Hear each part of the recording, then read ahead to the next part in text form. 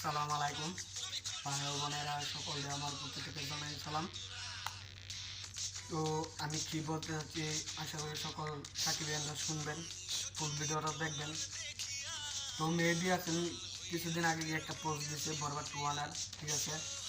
তো আমার এতটুকু একজন সাকিবিয়ান হিসাবে এবং কি একজন দর্শক হিসাবে জানার আছে, কি আমরা জানতে চাই আপনি কীভাবে বরবাদ 2টা আনতে যাচ্ছেন, ঠিক আছে।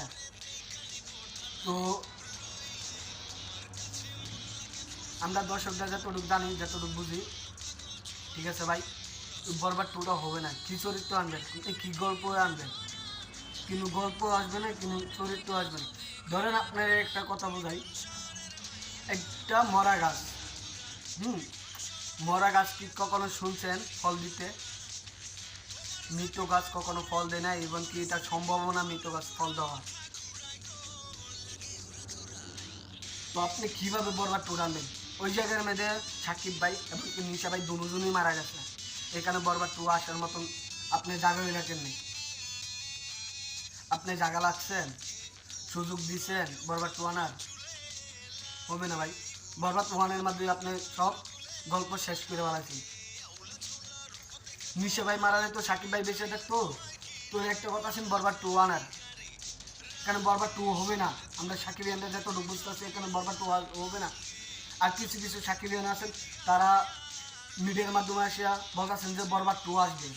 এবার কী হতে যাচ্ছে আপনারা নিজে একটাবার বিবেককে প্রশ্ন করে দেখছেন কীভাবে বরবাদ 2 হবে?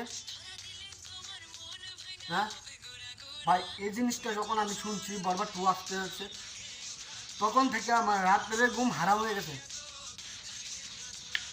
বাস্তব কথা ভাই, কসম যেটা, আমার রাত্রে ঘুম হারাম হয়ে গেছে যখন শুনছি বরবাদ 2 আসবে। কীভাবে বরবাদ 2 হবে? 1-এর মাঝে তো আপনি গল্প শেষ করে ফেলাইছেন, আপনি গল্পই তো রাখেন নাই যে বরবাদ 2-এর মাঝে আপনি গল্পটা দিবেন। আপনি কী চাইতেছেন? সাকিব ভাইয়ের কেরিয়ার নষ্ট করে সিয়ামদের উপরের জন্য?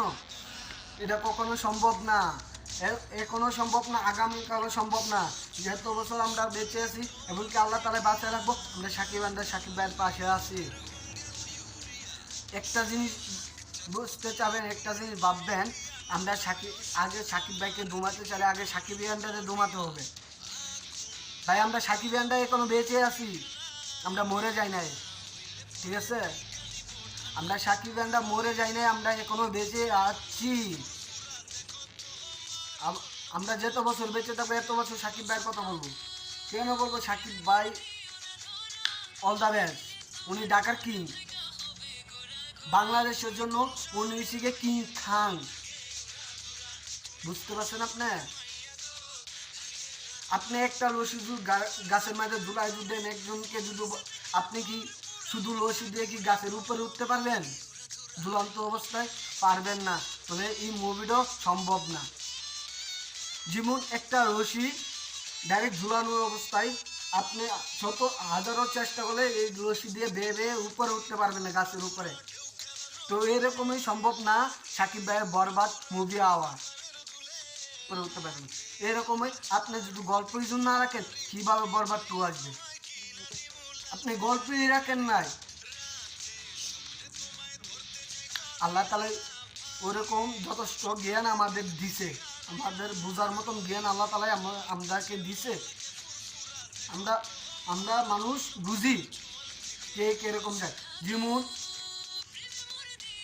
ইকবাল, টাকলা মুরাদ ইকবাল, উনি কিন্তু ওনাকে খারাপ বলবো না, উনি কিন্তু সাকিব ভাইকে কিন্তু ইগনোর করে কথা বলে। ছাত্ররা যদি সাকিব ভাইয়ের পক্ষে যদি বলে, 34টা খালি সাকিব ভাইয়ের বিরুদ্ধেই কথা বলে। তো বলে কি ইকবাল ভাই, আপনি আপনার যোগ্যতা এবং কি আপনার ইয়া দিয়ে আপনি মুভি বানান, আপনি